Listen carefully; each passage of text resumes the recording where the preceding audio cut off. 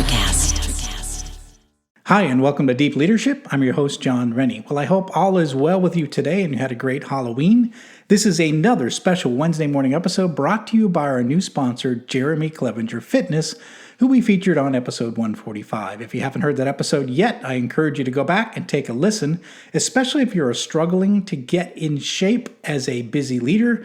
This episode will help you do that. Also, if you haven't watched these podcast interviews on video yet, I encourage you to give it a try. We have a growing following now on our YouTube channel, so head on over there and check it out. And don't forget to subscribe so you don't miss an episode.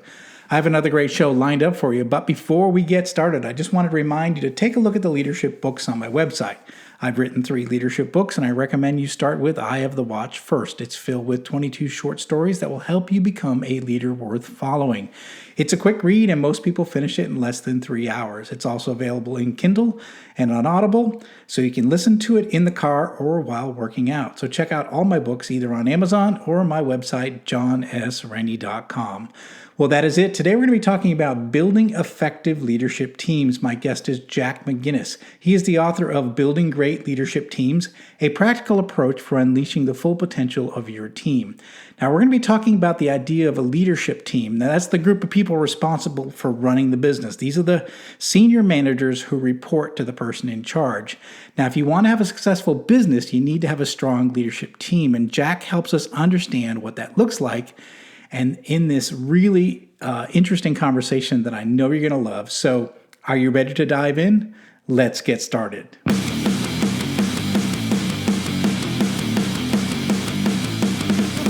Welcome to Deep Leadership.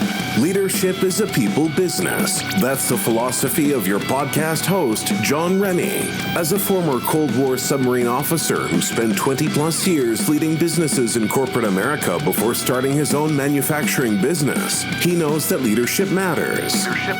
Are you ready for some real-world actionable advice from John as well as his expert guests? I'm ready. The show starts right now.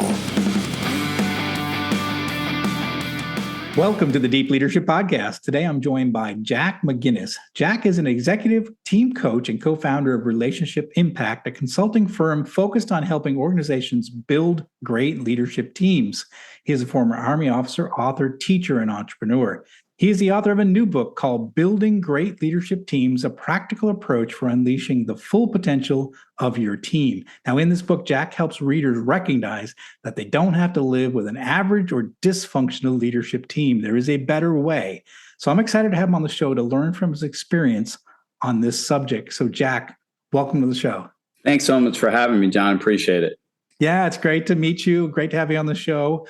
And I'm really interested in this subject, this book. So first of all, before we get into the book and what in your company, tell us about your background. How did you go from being an Army officer to a leadership team coach like you are today? And I won't bore you with all the details, but there is a sort of a method to the madness kind of thing that. And certainly I didn't plan on being an executive team coach at any point in my career until about 10 years ago or so. But, I got very fortunate. After I got out of the Army, I got my MBA and I was looking for a job. And I got very lucky. I got connected with a partner from Deloitte, who's about 15 years older than me, who was building his own management consulting firm.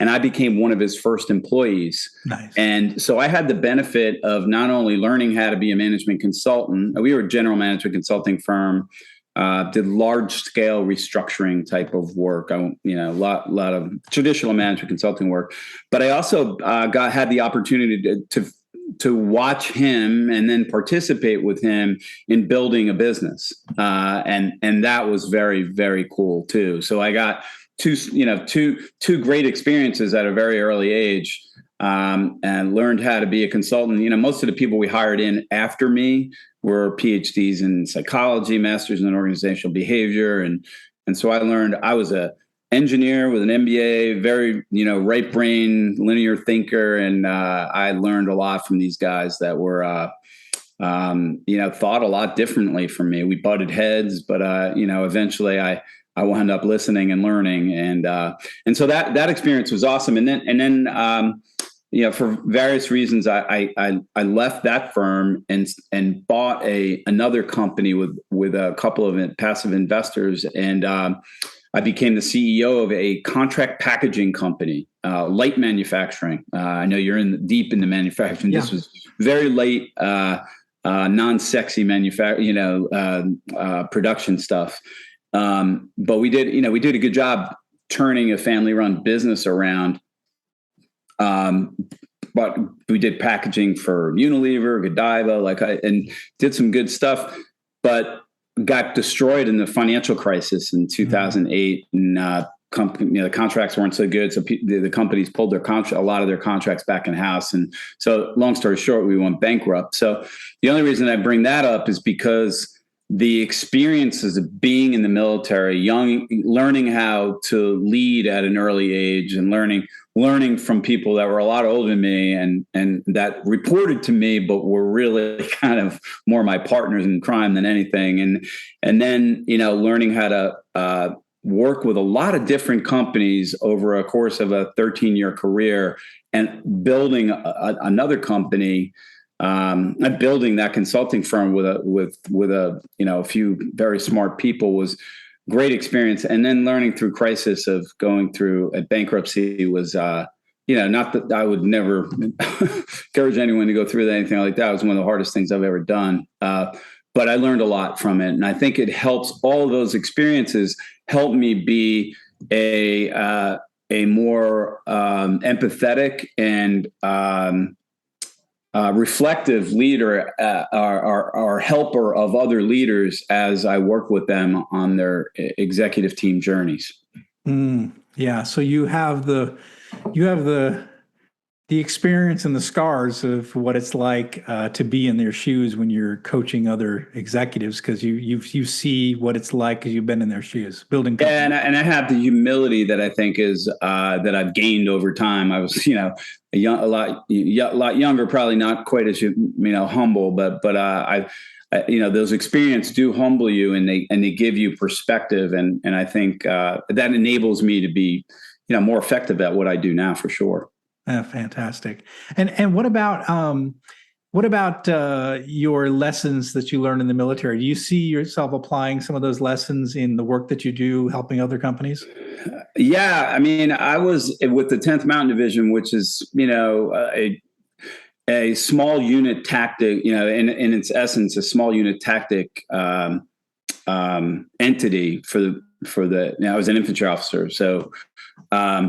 What I think people misconstrue about the military, particularly the Army, is that it's very command and control driven, and that is true to some respect. But the autonomy you get as a young leader, and the input that you have as a young leader, it was pretty remarkable to me.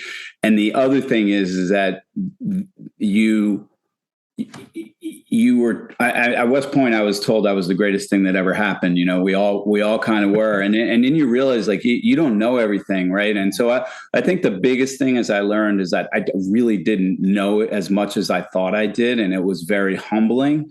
But it also I had enough preparation where I was able to put my thinking that I got from college to in play. And just really learned from a group of non-commissioned officers, really that are the lifeblood of the military, in my opinion. And so that humility of leading, but also being a servant to the people that work for you. I've kind of always. I haven't always lived up to it, but I've it's something that's always my guide rails, I guess. Yeah, that makes a lot of sense. I think unless you've been in 01 and you show up to your command and you're looking at people that are that have been in the military as many years as you've been alive, and much more qualified and much more experienced, yet you're in charge. If you've never been in a situation like that, I tell you, it's a very humbling experience. Very humbling. And you learn about how to respect people, how to listen to people, how to ask good questions, and then the other thing is to do your job very well. Like there are certain things that only the leader can do, and you need to figure out what those are and to make sure you're taking your responsibility and getting those things done right for your team. So you're standing and up you screw it up, and you learn from it, and and that's the.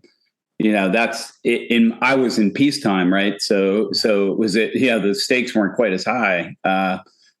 So you were able to learn without killing anyone. But I just reflect back on that time, with some anxiety, so obviously, I think the less it was foundational for me as in the journey I happened to take.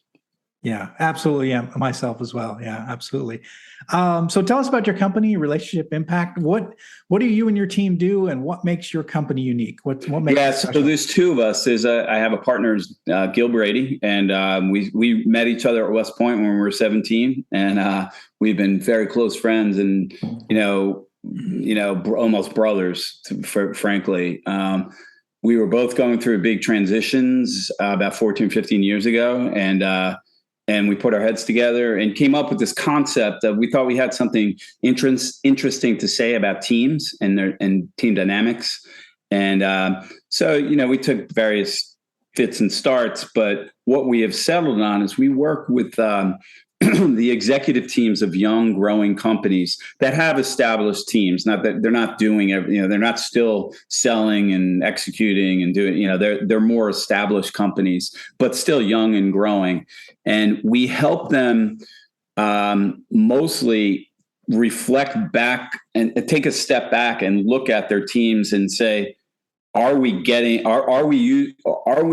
an accelerator for the organization, or are we holding the company back unintentionally? And oftentimes that's the case. There's the pace of change, the pace of scaling a company, as you know, is hard. It puts pressure on relational dynamics. Structure doesn't always keep up with scale. Yes. And that there's that constant balance between, do we have the right structure in place, and have we damaged our relational dynamics? And so, long story short, we work with executive teams to help them build the teams that they aspire to be. Okay, that makes a lot of sense. I think you're right. It's a big challenge.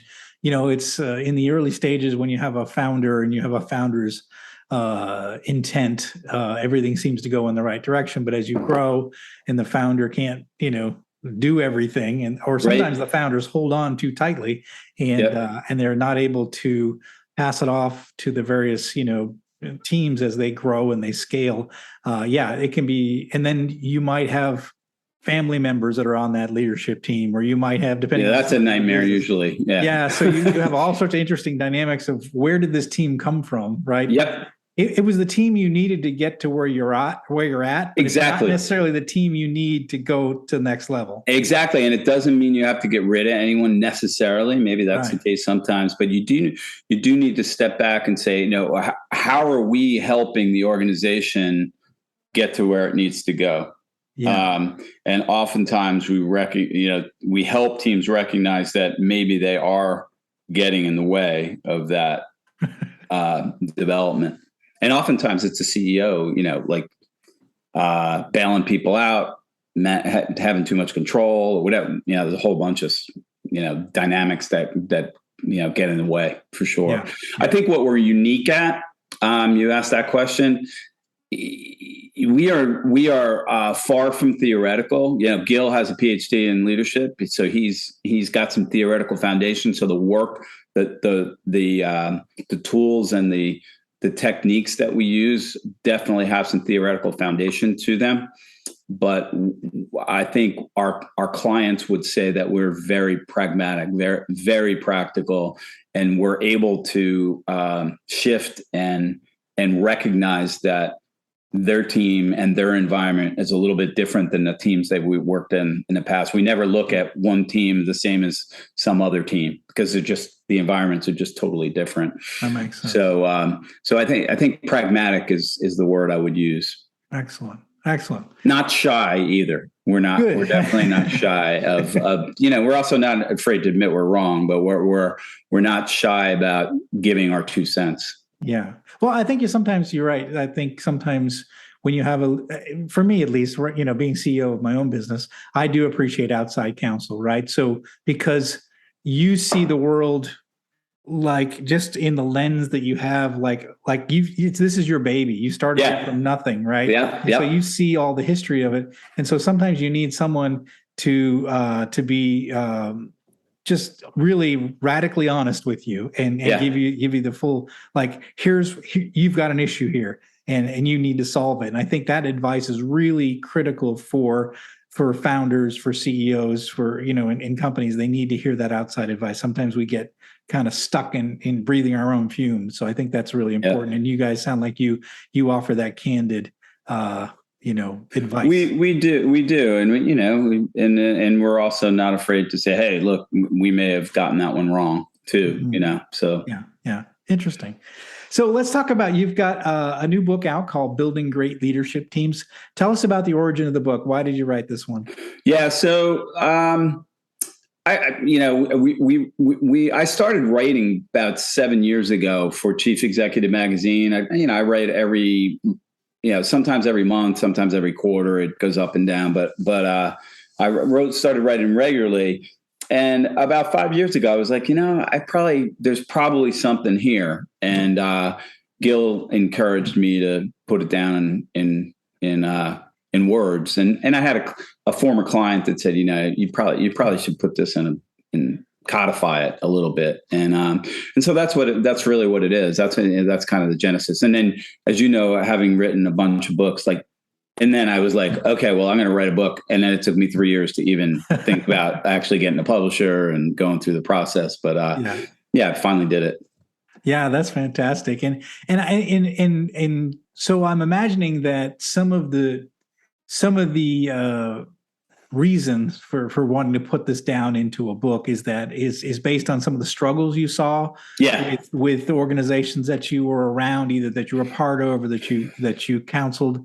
What were some of those unnecessary struggles you saw that you wanted to make sure that you pointed out in the book? Yeah. So they range from everything from, CEOs putting a team together, and it's really a team in name only. It's a bunch of direct reports that are reporting back to the CEO, and there's really no team to it. It's the CEO and each direct report, and sometimes they work together when they have to, and sometimes they don't. And the CEO winds up doing a lot of the heavy lifting, of integration, right? And so that's I call that the what we say is it's really important to move from a staff kind of construct to a team construct. So a lot of the work we do is often okay, you're a team, you call yourselves a team, but you don't have the real elements of what a team does, right? And so we help. And so there's that, and then there's a lot of stuff like a CEO being like Charles Atlas and holding up, the company, and you have team discussions, but those discussions don't really result in much. There might be a decision made that the CEO finally says, but let's go that way. And then there's a lot of lobbying of the CEO after the meeting, and the CEO engages in the lobbying rather than says, hey, wait, we made a decision here. Raise your voice in the discussion and talk to your colleagues about what your objections are, rather than having to rely on me. And then there's there's this, it's an overused buzzword, but the silos that evolve over time, because leaders have different mindsets of operating. Yeah. And those mindsets of operating bleed down into the rest of the organization. So, you got sales and delivery are not on the Not same aligned. page, right? And so it's fine not to be on the same page, but when it becomes like this, we can't unstick it, then it becomes a problem. And it inevitably, when you look back up, the two leaders are just not in sync, right? And so those are just some of the dynamics that happen. I'd say, like, everyone asks me all the time, like, what gets in the way of teams being as good as they can be? And I'd say it's their inability to have what we call productive dialogue, or have important, tough conversations about the most important stuff they're facing in a way that moves the issues forward rather than sticks them in cement. And that we see that all the time, and it's passive aggressive behavior. It's, the elephant in the room we're not talking about. It's the lobbying thing with the CEO. It's a whole people saying, we'll do that. And they never do it. There's a whole host of stuff that goes on. An inability for the team to hold itself accountable without just the CEO. There's lots of stuff. Yeah, it's interesting because I mentioned before we got started that I've run, this is my 9th manufacturing business I've run, and every time I take over a new manufacturing business, there's a leadership team. Yeah. And I come in as the new VP GM type of thing, and so every one of those things you mentioned, I've seen sure. in leadership teams, I'm sure. And so my question is, like, all right, and so this exists and I've seen it. Yeah. So you're not telling me something I don't know. So then the question is, how do you go about fixing it? How do you go about building, taking this group of people that have a team in name only and building them and shaping them into an actual leadership team? There's 2 things out of the starting gate, or 3 things out of the starting gate. Our sales cycle is pretty long because we don't get engaged until the client's comfortable and we're comfortable. It's an intimate relationship. The client has to be comfortable, and not just the CEO, but most of the direct reports have to be comfortable that we're not working on behalf of just the CEO. We contract with the team, not just the CEO. I like that. And that is a different dynamic. It definitely is. So we spend a lot of time up front creating, and we're pretty good. This is something we're pretty good at. We get people feeling pretty comfortable that we're not out to do anything other than help the team, not any one individual, the team. That's number one. The second thing is we spend then, when we do get engaged, spend a lot of time with the CEO up front to help them think through what things they need to do differently than they've been doing to build the dynamics, right? And so that could be anything from, and so what that is like, you got to start modeling different behavior. So the number one thing that gets in the way of a CEO starting an initiative like this is listening, right? If they get in a discussion about, I open up the floor and say, what's going on with the team? We do a diagnostic, and people look and say, people don't feel like their voices are heard or whatever. And the first reaction out of the CEO is, what do you mean the people don't get a voice? Then the dialogue gets shut down. So because that's power, right? And power means something. And so modeling is huge, right? And that could be the other end of the spectrum too. Maybe they're not, maybe they're enabling some stuff that happened that they need to stop enabling, like the lobbying thing. So some people come to lobby their office, they put their hand up and say, hey, look, have you talked to Bob? Yeah. Before you come in the office, talk to Bob. And if you can't resolve the problem, I'll help you deal with it. Those kind of things. But they have to start modeling something different so their team says, okay, this is real. This is not just another flavor of the month kind of crap. We'll be right back after a quick word from our sponsors. Leadership skills are like any other skills. You need to practice them to get better at them. Best-selling leadership author John S. Rennie knows this. That's why he's written a new book called You Have the Watch. It's a guided journal for leaders designed to take you through an entire year of leadership training. By the end of the year, you will master 50 of the most important leadership skills. If you want to have a greater impact on the results and people in your organization, go to youhavethewatch.com and pick up your copy today. This podcast is brought to you by Jeremy Clevenger Fitness. As a high-performing leader, you know that leadership isn't about telling people what to do, it's about leading by example. And for most people, the one area they are lacking when it comes to leading by example is their health and fitness. By improving your health and fitness, every other area of your life improves. But how do you get and stay fit as a busy leader? Well, you do what you've always done. You hire the best person for the job. Now, don't struggle on your own. Put Jeremy Clevenger on your team.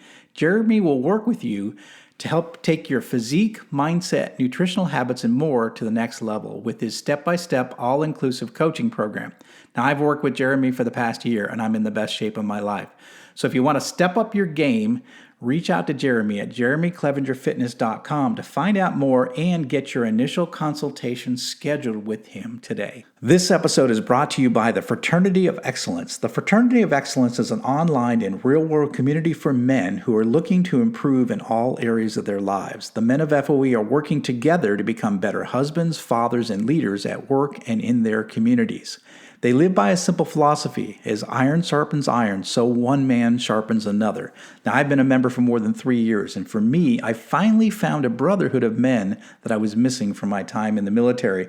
Now, I love being around guys who are dedicated to becoming a better version of themselves. So if you're interested in becoming a man of excellence as well, go to fraternityofexcellence.com, or you can reach out directly to me to learn more.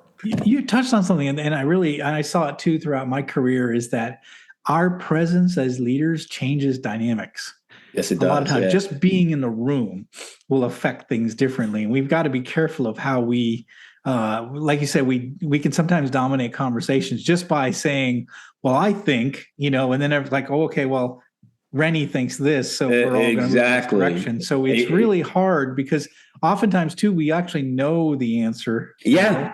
But we really want the team to work it out, or to see where they come up with, because it might actually be better than your own personal answer. So yeah, and that, you have to hold your tongue as a leader, as a CEO. Well, and sometimes you if you're trying to create a scenario where people actually feel like they can say, "Hey, look, we screwed this up," or "We're not looking at this the right way," and do that authentically.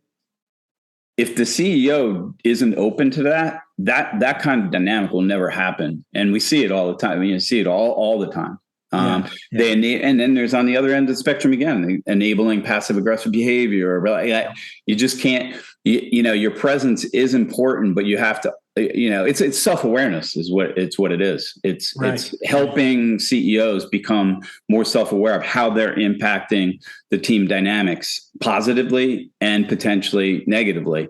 And without doing that in the beginning, we've learned from mistakes, right? When we first started doing this, we didn't do enough of that. And we're like in our, first couple of meetings, and the CEO has totally set us back, 3 months because, and because people are, look, see, I told you that he wasn't going to listen to us, and that's really not his intention. But he hasn't checked himself yet. So I'd say those are the two things, like getting the team to be comfortable that we're out for the team, getting the CEO to model. And then the third thing we do right out of the starting gate is we have a third-party instrument used to do a diagnostic of,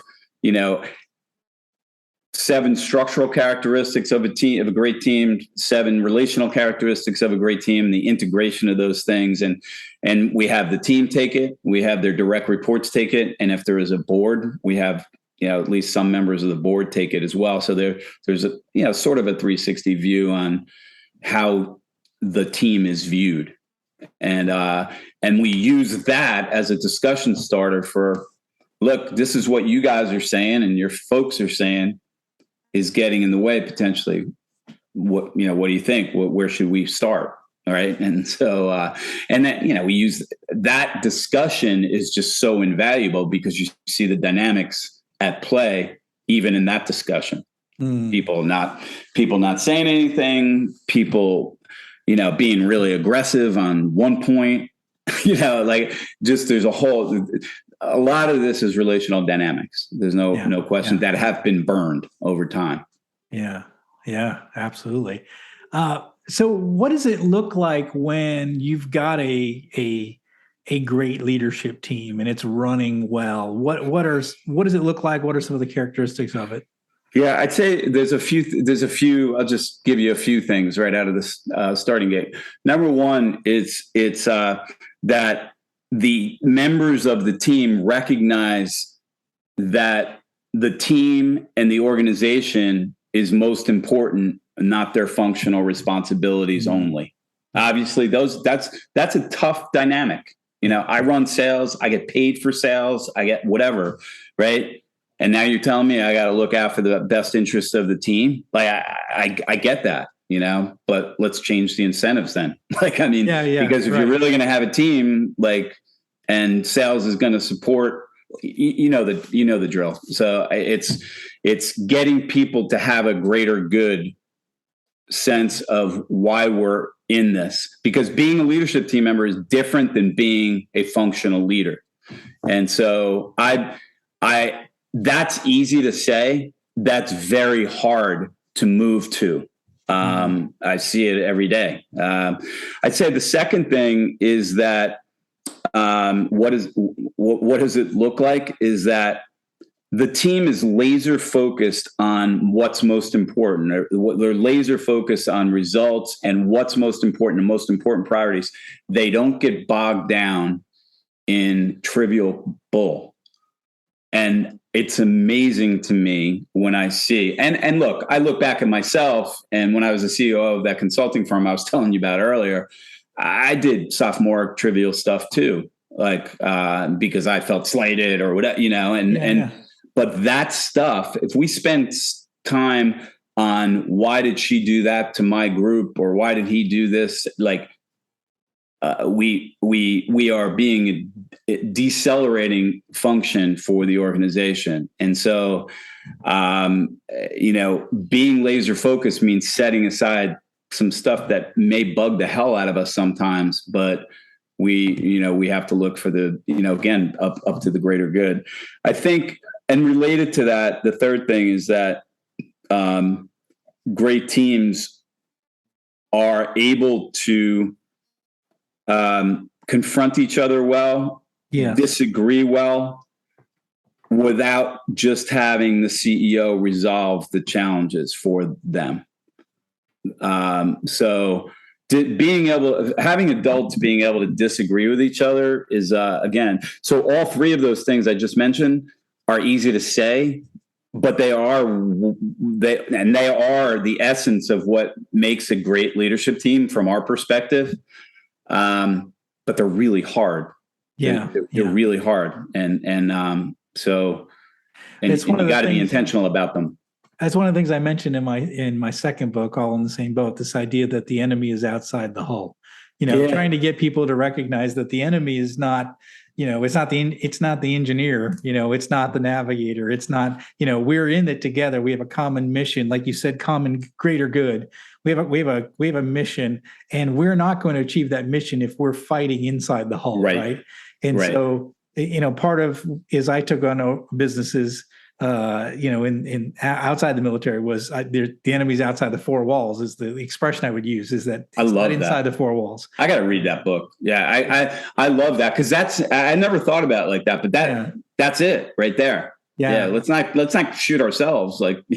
Right. We're but one thing you said that's really interesting, and I've never heard it put this way, is you said being an effective leadership team member is different than being a functional head. Oh, God, yeah. I've never heard that put that way. And that is something that is got me thinking, because you're right. If you want to be part of an effective leadership team, you're in it for the greater good. You're in it for the common mission. You're not just in it to protect your people or your slice of your function, whether it's sales and marketing or production or quality. You're in it for the big picture, is what are we trying to do as a company in the world, right? And when you're focused on that greater good, you think differently about your role as the head of sales when you're thinking about you really do, and you take a long-term view. Look, I know all of the. I'm sure people are listening to this like, yeah, right, sure, so the dynamics on any team, the things the CEO has to balance all the time, and I would argue that the team ultimately has to balance all the time is, do we have the right structure in place and the right relational dynamics in place to have a really cohesive team that's able to do those three things that I just talked about? So structure in this case, as we're talking about the sales, VP example, right? Like, so maybe the incentive structure's like just warped, right? And so can we address that? Right? Can we deal with that? And maybe because of the structural issues, the VP of sales and the VP of execution are at each other's throats because he's selling stuff that may be beyond the skis of the people that can actually deliver, but the delivery people aren't actually contributing to helping with the sales. The give and take. So, can we get the right? Have we had the right conversations about the structure and the relational dynamics that are getting in the way of us being as good as we can be? And it's that power balance. It's the equivalent of, are we too focused on performance? Or are we too focused on culture? Right? Are we too focused on structure? Are we too focused on being nice to each other? It's that constant balance, and it's never easy. And it's a changing calculus because environments change. New people get added to a team, we grow, and it's never static. Right. And so it's hard. It's hard. It's hard to have a good team all the time. And there is never a great team all the time. But those that aspire to be great have a much more likelihood of getting there. Yeah, that's exactly right.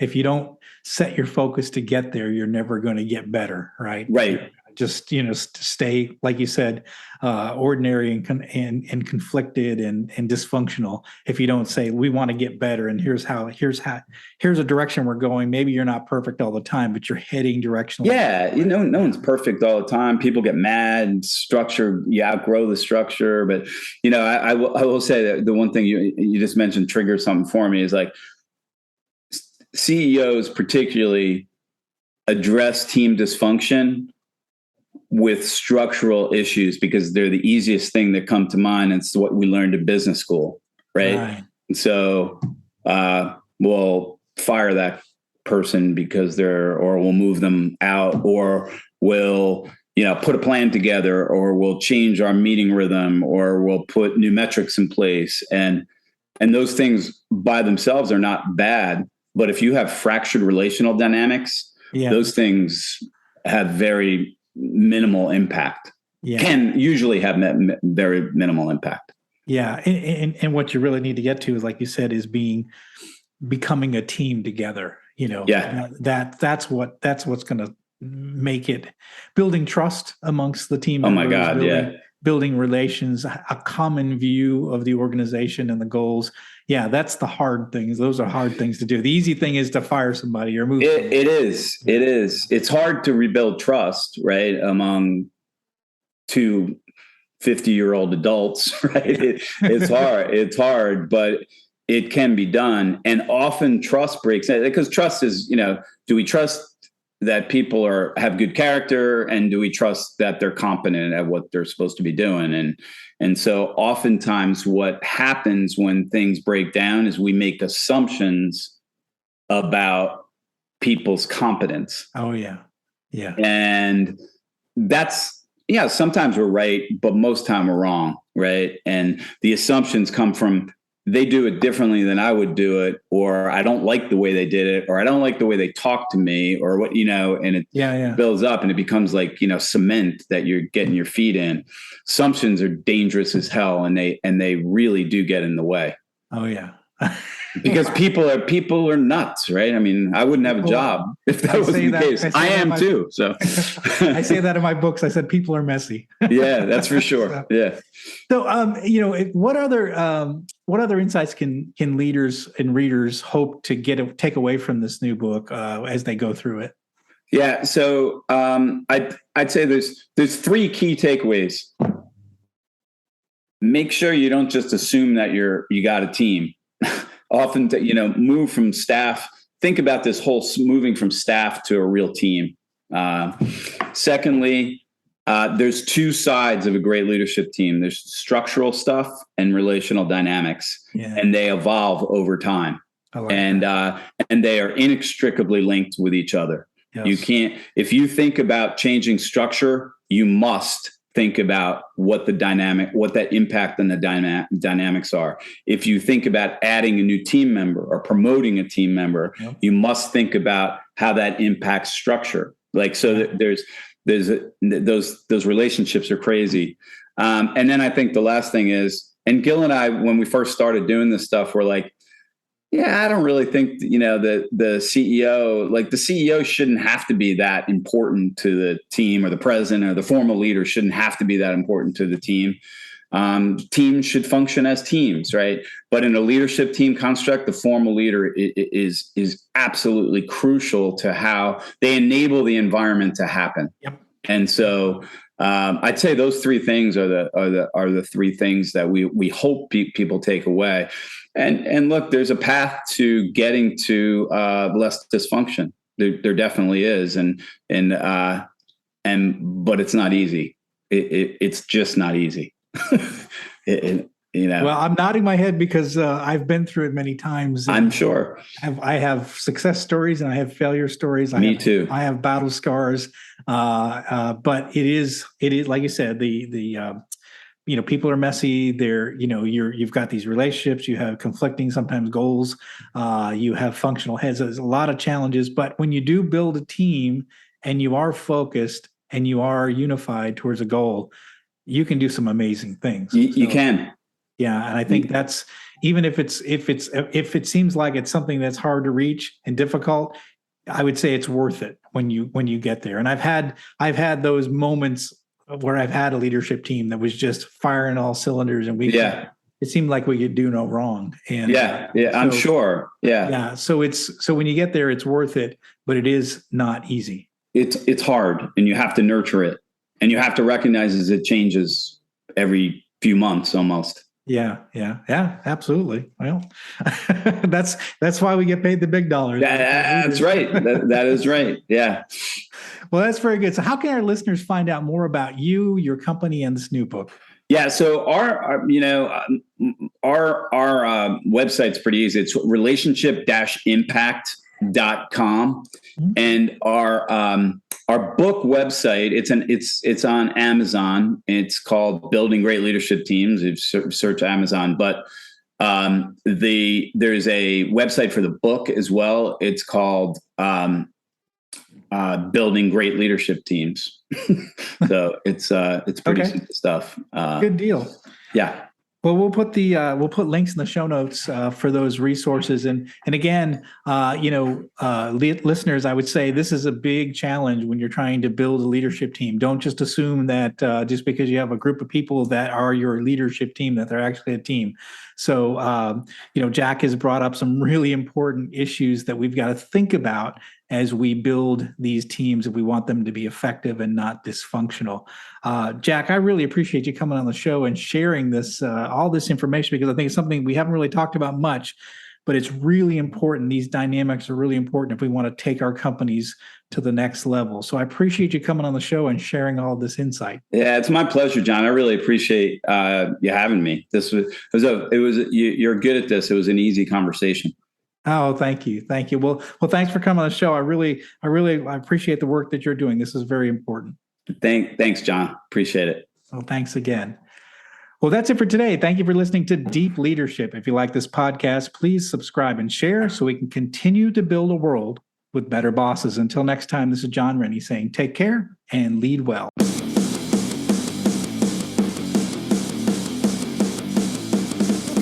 Thank you for listening to Deep Leadership. Thank you. Thank you. Thank you, thank you, thank you for all you do. We hope you enjoyed today's episode. For more information and updates, please visit our website at www.deepleadershippodcast.com or johnsrennie.com. Until next time, take care.